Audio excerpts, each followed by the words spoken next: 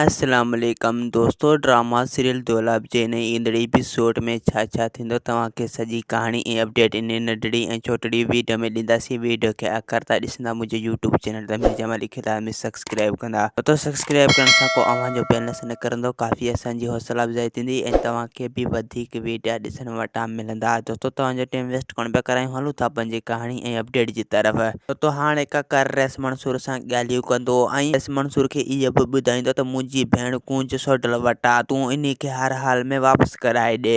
Race Mansoor चवंदो त अगरि सोडल वटि तव्हांजी भेण आहे त पोइ हू कॾहिं बि हितां कान वेंदी ऐं मां उन सां हर हाल में ॻाल्हाईंदसि, ॾिसां त हू छा पियो चवे ऐं तव्हांखे कूंज वापसि ज़रूरु वठी ॾींदसि। इन ॻाल्हि में तव्हांखे घबराइण न खपे ऐं तव्हां कॾहिं बि हाणे परेशान न थींदो। इनशाला तव्हांजो कूंज हाणे जल्द खां जल्द वापसि अची वेंदो ऐं मां सुभाणे वञी मुराद सां ॻाल्हियूं कंदसि, ॾिसां मुराद छा पियो चवे ऐं हिकु ॿ ॾींहं मां तोखे वरंदी ज़रूरु ॾींदसि। ऐं ॿिए पासे हाणे तव्हां ॾिसंदो त रेस मंसूर मुराद वटि हलियो वेंदो। मुराद खे चवंदो त मूंखे हर हाल में कूंज खपे, जेसीं ताईं तूं कूंज मूंखे न ॾींदसि जेसीं ताईं मां हितां पंहिंजो घर न वेंदसि ऐं वरी हिन उताक तां मां उथंदसि। मुराद चवंदो त बाबल साईं मां तोखे कीअं सम्झायां, कूंज मूं वटि न आहे, कूंज बल्कि सोडल वटि आहे ऐं सोडल हाणे रैदन वारनि वटि क़ैद आहे। अगरि रैदन वारा हिन खे छॾींदा त पोइ सोडल बि कूंज खे छॾे ॾींदो, इन पोइ सोडल बि कूंज खे आज़ादु करे छॾींदो।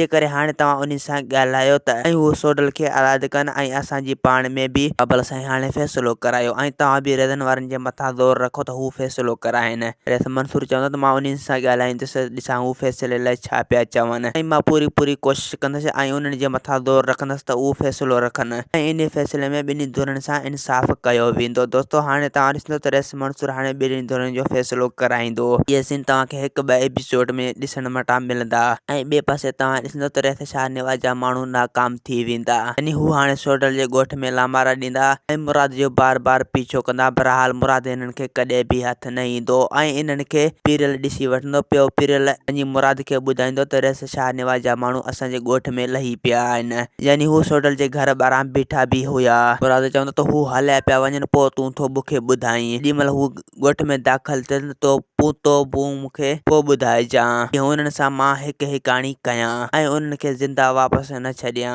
ऐं ॿिए पासे DSP जी इहा कोशिशि हूंदी त मां हर हाल में मंसूर जे मथां केस दाख़िल करायां, पर हाल मंसूर जो इहो कमु नाकाम थी वेंदो। हू रेस मंसूर जे मथां कॾहिं बि केस दाख़िल न कराए सघंदो, इन जो इहो ख्वाबु अधूरो रहिजी वेंदो। बहरहाल हू मंसूर जे माण्हुनि मथां ॾाढा ज़ुल्म कंदो ऐं उन्हनि खे चवंदो त जेसीं ताईं तव्हां मूंखे लिखी नथा ॾियो जेसीं ताईं मां तव्हांखे कॾहिं बि आज़ादु न कंदुसि। बहरहाल उहे माण्हू लिखी पुलिस खे कॾहिं बि न ॾींदा, छो हू हक़ ऐं सच जो साथ ॾेई रहिया आहिनि। उन करे हू पुलिस जो चवण वठी कॾहिं बि न लिखी ॾींदा, हू मरण त क़बूल कंदा, बहरहाल लिखी कॾहिं बि न ॾींदा। ऐं ॿिए पासे रैदन सोडल खे चवंदो त मुराद हर चाल असां सां कई आहे, बहरहाल उन्हनि जी हर चाल नाकाम थी चुकी ऐं इन मसइले जो हाणे हिकिड़ो ई हल आहे, जेसीं ताईं असांजे हवाले गुलपरी ऐं कूंज नथो करे जेसीं ताईं असां तव्हांखे ज़िंदा न छॾींदासीं। अगरि हुन गुलपरी असांजे हवाले न कयो त पोइ तव्हांजो हुन घर में लाश वेंदो। सोडल चवंदो त रैदन तव्हां धोखेबाज़ आहियो, तॾहिं ते आयल बि उन जे मथां ज़ुल्म कंदा आहियो